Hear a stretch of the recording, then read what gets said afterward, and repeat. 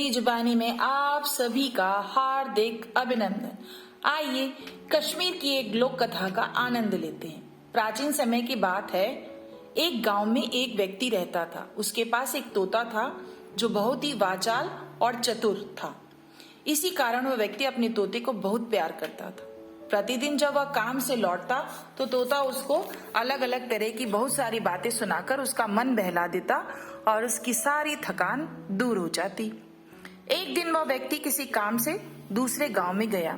जाते समय वह अपनी पत्नी से कह गया कि मेरे लिए दोपहर के खाने के लिए तुम हलवा बनाकर रखना। यदि मुझे आने में देर हो जाए तुम उसमें से आधा हलवा खा लेना और आधा मेरे लिए रख देना, मैं आकर खा लूंगा। हुआ यूं कि हलवा बनाते बनाते बहुत ही स्वादिष्ट हलवा बना। अब जब उस व्यक्ति की पत्नी ने हलवा खाना शुरू किया तो खाती गई उसे पता ही नहीं चला कि सारा का सारा हलवा कैसे खत्म हो गया।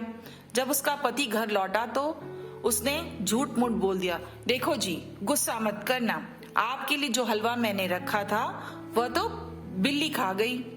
मैं फिर किसी दिन आपके लिए स्वादिष्ट हलवा बनाऊंगी और आपको खिला दूंगी।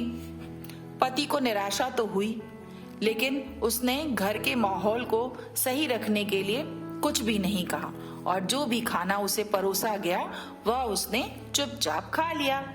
परंतु ज्यों ही वह अपने प्रिय तोते के पास गया तो वह बोल उठा, मालकिन ने आपसे झूठ बोला, उसने सारा हलवा स्वयं खा लिया, कोई बिल्ली नहीं आई थी, किसी बिल्ली ने नहीं खाया, मैंने सब कुछ अपनी आंखों से देखा था। तोते को अपने झूठ का रहस्य खोलते हुए सुनकर मालकिन बड़ी गुस्सा हुई, परंतु उसके पति ने घर का वातावरण सहज बनाए रखने हेतु उसे समझा बुझा कर शांत कर दिया। कहते हैं कि पापी की आत्मा उसे कभी क्षमा नहीं करती, अतः उस व्यक्ति की पत्नी सदैव स्वयं को दोषी मानने का अनुभव करती रही। इसी कारण उसके मन में तोते के प्रति घृणा और क्रोध की भावनाएं बढ़ती चली गईं, तथा वह उससे पीछा छुड़ाने का उपाय ढूंढने लगी। एक दिन जब उसने देखा कि उसका पति बहुत ही प्रसन्न है तो उसने अवसर का लाभ उठाते हुए उससे कहा, मैं सोचती हूँ कि अब मैं मायके चली जाऊं, क्योंकि आपको ये तोता तो मुझसे अधिक प्रिय है। सच पूछो तो मेरा उसके साथ यहाँ रहना अब संभव नहीं है। आपको हम दोनों में से किसी एक को ही चुनना होगा। यद्यपि वह व्यक्ति तोते को बहुत प्यार करता था, लेकिन वह अपनी पत्नी से भी अलग नहीं होना चाहता था। दूसरा, उसे सामाजिक निंदा का भी डर था। अतः अपना मन महसूस कर वह तोते से ही छुटकारा पाने के लिए सहमत हो गया। अगले दिन वह प्रातःकाल तोते का पिंजरा लेकर घर से निकल पड़ा। थोड़ी दूर जाने के बाद वह देश की राजधानी में जा पहुंचा। वहां उसकी भेंट नगर के कोतवाल से हो गई। क्या तुम ये सुंदर तोता बेचना चाहते हो? कोतवाल ने पूछा। जी हाँ, उस व्यक्ति ने उत्तर दिया। किंतु आप मुझे खरीद नहीं सकते, बात काटते हुए तोता बोला। मैं तो तुम्हें अपने प्रधानमंत्री के लिए खरीदना चाहता हूँ, कोतवाल बोला। तोता चुप रहा तथा कोतवाल उसको उसके मालिक के साथ प्रधानमंत्री के भव्य भवन पर ले पहुंचा। कोतवाल ने प्रधानमंत्री के समक्ष तोते की प्रशंसा करते हुए उनसे तोते को खरीदने का अनुरोध किया। तो वे बोले, वास्तव में ये तोता तो हमारे महाराज के योग्य है, अतः हमें इसे उनके पास ही ले जाना चाहिए। अतः वह तीनों महल जा पहुंचे। राजा तोते को देखकर अत्यंत प्रसन्न हो उठा और उसने उसके मालिक से पूछा, क्या मोल दिया जाए तुम्हारे इस तोते का? 10,000 रुपए महाराज।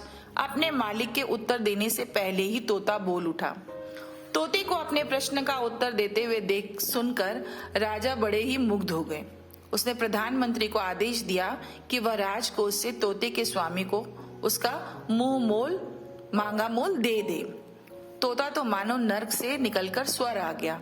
महल में उसकी राजसी ढंग से देखभाल होने लगी। रानी तथा उसकी दासियां तोते की प्यारी प्यारी बातों से आनंदित रहने लगी। फलतः तोता रनिवास से जुड़े प्रत्येक व्यक्ति का चहेता बन गया। एक दिन यूं ही रानी ने तोते से अपने विषय में पूछा। कहा, बताओ मैं कैसी हूँ? आप तो अत्यंत कुरूप हैं और हमारे राजा के सर्वथा अयोग्य हैं, ऐसा तोते ने कहा। जैसे ही रानी ने ये सुना वो बेसुध होकर गिर पड़ी। राजवैद्य को बुलवाया गया, तब जाकर कहीं रानी की चेतना लौटी, परंतु वह उसी क्षण से तोते की घोर शत्रु बन गई और राजा से तोते को मार डालने का अनुरोध करने लगी।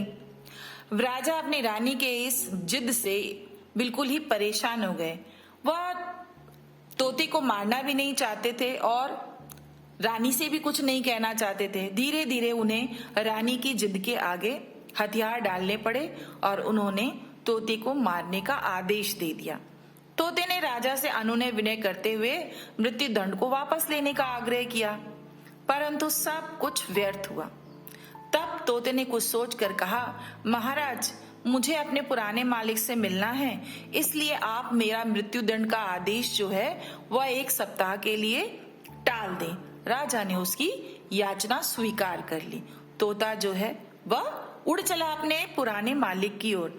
रास्ते में उसने देखा कि बहुत सारे तोते एक द्वीप की ओर जा रहे हैं, तो उसने उस झुंड से जो है सरदार को पहचाना और पूछा कि आप लोग कहाँ जा रहे हैं। तो उन्होंने कहा, हम तो बहुत दूर एक द्वीप है वहां जा रहे हैं, वहां की राजकुमारी तोतों को रोज मोती खिलाती है, तुम चलना चाहो तो तुम भी चलो। अतः वह भी उनके साथ हो लिया। 2 दिन में वह सभी राजकुमारी के पास जा पहुंचे। राजकुमारी द्वारा दिए गए मोती जी भर खा लेने के पश्चात सभी तोते वहां से उड़ गए, परंतु राजा का तोता बीमार होने का बहाना बनाकर वहीं लेट गया। राजकुमारी ने अपनी दासियों को उसे महल के भीतर ले जाने का आदेश दिया तथा स्वयं उसकी देखभाल करने लगी। एक दिन तोता राजकुमारी से बोला, आप कितनी सुंदर तथा दयालु हैं, परंतु मेरा स्वामी जो है वह प्रतिदिन निर्धनों को मोती दान में देता है। मेरे विचार में आप उनकी रानी बनने के सर्वथा योग्य हैं। राजकुमारी ने तोते के स्वामी से भेंट करने की इच्छा व्यक्त की, तो उसके पिता ने एक पत्र तोते के स्वामी के पास भेजने का निश्चय किया तथा पत्र में निमंत्रण देते हुए लिखा, महाराज, मैं आपको सादर आमंत्रित करता हूँ कि आप यहाँ आकर मेरी अत्यंत सुंदर पुत्री से विवाह कर लें। कृपया इस निमंत्रण को अस्वीकार न करें, अन्यथा मेरी पुत्री का हृदय टूट जाएगा। तोता पत्र लेकर अपने स्वामी के पास पहुंचा। तब तक 7 दिन की अवधि भी पूरी हो चुकी थी। राजा ने उसे मरने के लिए तैयार हो जाने का आदेश दिया। तोता बोला, मुझे मारने से पहले महाराज ये पत्र अवश्य पढ़ लें। राजा ने वह पत्र पढ़ा और तोते की स्वामी भक्ति से अत्यंत प्रसन्न हो उठे। उसे दिए गए मृत्युदंड का आदेश उन्होंने वापस ले लिया। तोता राजा की सहमति का पत्र लेकर वापस द्वीप की ओर उड़ गया। विवाह का मुहूर्त निकलवाया गया तथा राजा शोभा युक्त होकर द्वीप जा पहुंचे। विवाह उपरांत राजा अपनी नई रानी तथा तोते को लेकर राजधानी लौट आए। उनके आने से पहले ही उनकी रानी ने आत्महत्या कर ली थी। अतः राजा नई रानी के साथ राज्य में आए और उन्होंने अपना नया जीवन आरंभ किया तथा तोते का पहले से भी अधिक मान सम्मान होने लगा।